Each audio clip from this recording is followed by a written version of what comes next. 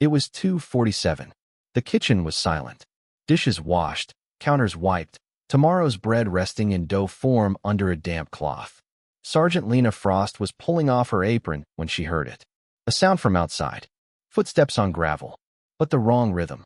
She placed her hand on the counter, held her breath, looked through the window. In the darkness, 7 shadows moved toward the base's main entrance.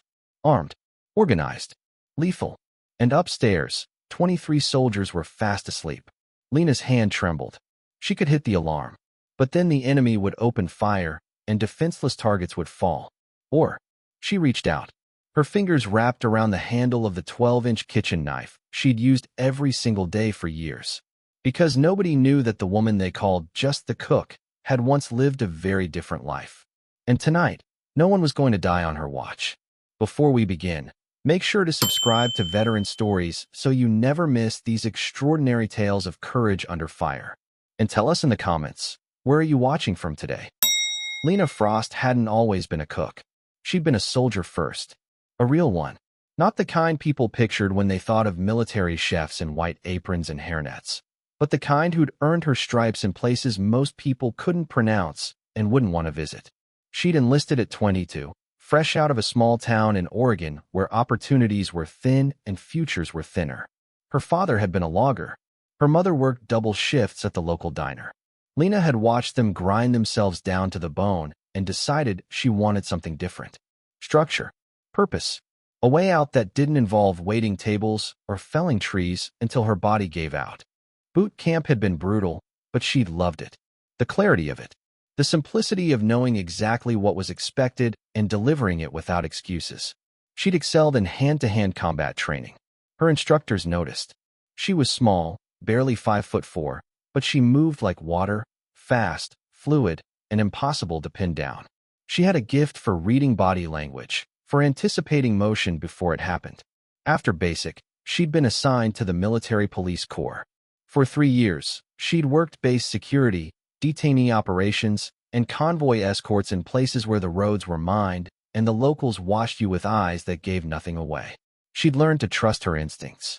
She'd learned that hesitation killed people.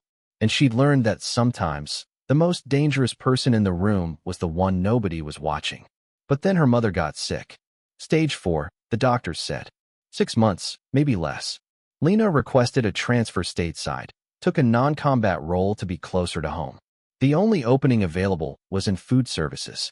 She took it without thinking twice. Her mother lasted 8 months. Lena stayed in the kitchen. At first, it felt like exile.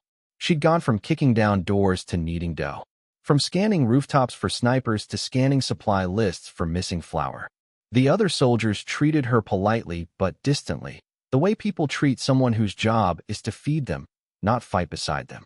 "Your support staff now," one sergeant had said, not unkindly. Nothing wrong with that. Somebody's got to cook. She'd smiled and said nothing.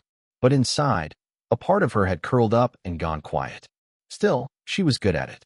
Cooking, it turned out, required the same discipline as soldiering. Precision, timing, attention to detail. She learned to make a decent meal out of mediocre ingredients.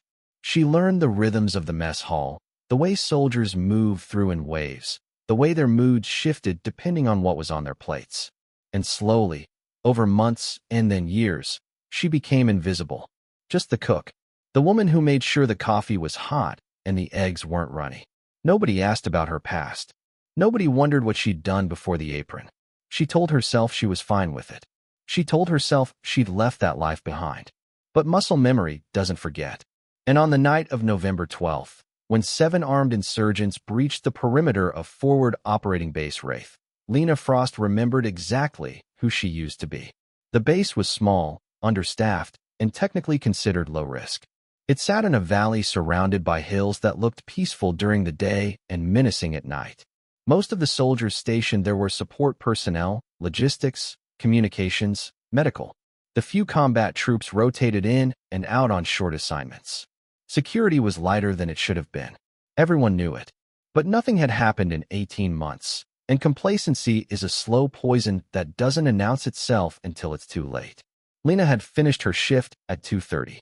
She always stayed late, prepping for the next day, cleaning surfaces that didn't need cleaning, finding reasons to linger in the one place on base that felt like hers. The kitchen was warm, orderly, predictable. It was the only place where she still felt in control. She was folding dish towels when she heard the sound. Faint, rhythmic, wrong. She moved to the window, staying low, and peered through the gap in the blinds. The perimeter lights were off. That was the first red flag. They were supposed to stay on all night. Someone had cut the power. And then she saw them. 7 figures moving in a loose formation, weapons raised, advancing toward the barracks. They moved with the confidence of men who'd done this before. No hesitation. No noise. Lena's heart slammed against her ribs.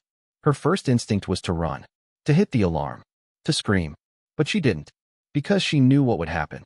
The alarm would trigger, the insurgents would open fire, and 23 soldiers sleeping in thin-walled barracks would be slaughtered before they could even grab their boots. She had maybe 90 seconds before the attackers reached the main entrance. 90 seconds to decide who she was.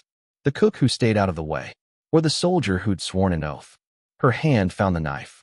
12 inches of German steel, perfectly balanced, sharp enough to split a hair. She'd honed it every night for 3 years. It felt like an extension of her arm. She moved to the pantry and grabbed a cast-iron skillet from the shelf. Heavy, blunt, brutal. Then she turned off the kitchen lights, slipped out the side door, and disappeared into the shadows. The first man never saw her coming. He was covering the rear, scanning the rooftops, rifle up, focused on distant threats. He didn't think to check the shadows near the trash bins. Lena moved like smoke, silent, invisible, and when she was close enough to smell the sweat on his neck, she swung the skillet. The impact was sickening. A dull, wet crunch. The man dropped without a sound, his rifle clattering against the concrete. Lena caught it before it hit the ground, slung it over her shoulder, and kept moving. 6 left. The second man heard something. A scrape. A shift in the air. He turned, eyes scanning. And that's when Lena stepped out of the dark and drove the knife into the soft tissue just above his collarbone. He gasped, tried to raise his weapon, but she twisted the blade, and he went down hard, choking on his own breath. 5 left. She moved faster now, adrenaline sharpening her senses. The insurgents were spreading out, 2 heading for the barracks entrance, 3 moving toward the command building. Lena had to split them up, divide their attention, make them think they were facing more than one person. She grabbed a metal trash can lid and hurled it toward the far side of the compound. It clattered loudly, echoing off the walls. 2 of the men spun toward the sound, barking orders in a language she didn't understand. They moved toward the noise, rifles raised. That left 3. Lena circled wide, staying low, using the shadows and the angles of the buildings. Her breath was steady. Her hands were steady. This was the part of her she'd buried under aprons and recipe cards. The part that knew how to hunt. One of the remaining men kicked open the barracks door. Lena was 10 feet behind him. She raised the rifle she'd taken from the first attacker, aimed, and fired. The suppressor muffled the shot to a harsh whisper. The man crumpled in the doorway. For left. But now the others knew something was wrong. Shouts erupted. Flashlights swept the compound. Lena dropped flat behind a stack of supply crates as bullets chewed through the wood above her head. Splinters rained down. She counted the shots. 3 bursts. AK pattern. 30-round mags. They were firing blind, trying to flush her out. She waited. Patience was a weapon too. When the shooting stopped, she moved. She crawled along the base of the wall, low and fast, until she was behind the 2 men who'd been drawn by the trash lid. They were standing back to back now, scanning, nervous. One of them muttered something. The other laughed, but it was the kind of laugh that covered fear.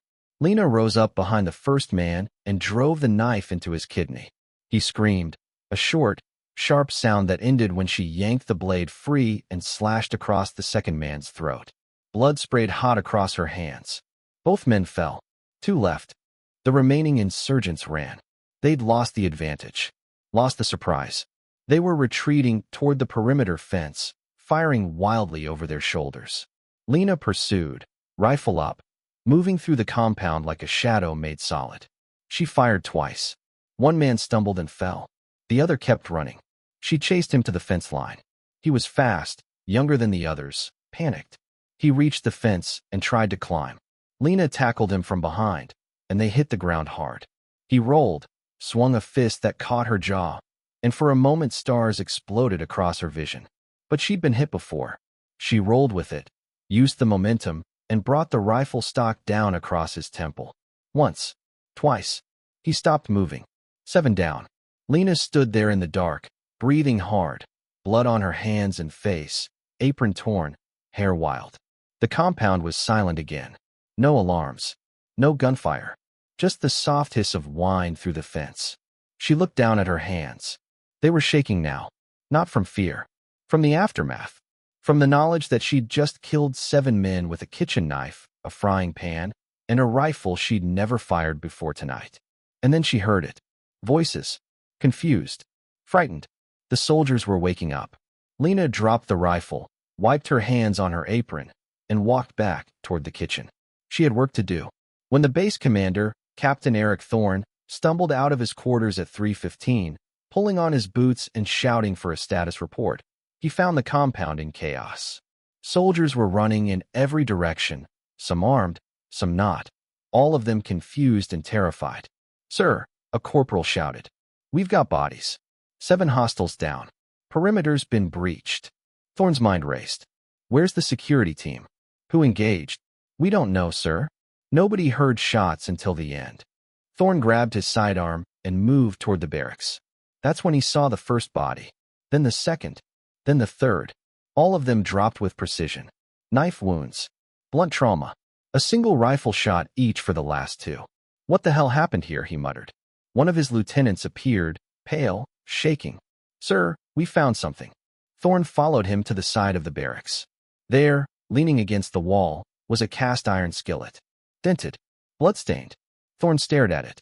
"A frying pan." "Yes, sir. Someone killed insurgents with a frying pan." "It would appear so, sir." Thorne's gaze drifted toward the kitchen. The lights were on. Through the window, he could see a figure moving. Calm. Methodical. Cleaning. He walked toward the kitchen, his boots crunching on gravel. When he opened the door, he found Sergeant Lena Frost standing at the sink, scrubbing blood off her hands. Her apron was torn and streaked with red. Her knuckles were bruised. There was a cut above her eyebrow. She looked up when he entered. Her expression was unreadable. "Morning, sir," she said quietly. "Coffee's almost ready." Thorne stared at her. "Sergeant Frost, what happened tonight?" She dried her hands on a towel. 7 hostiles attempted to breach the base, sir. They were neutralized."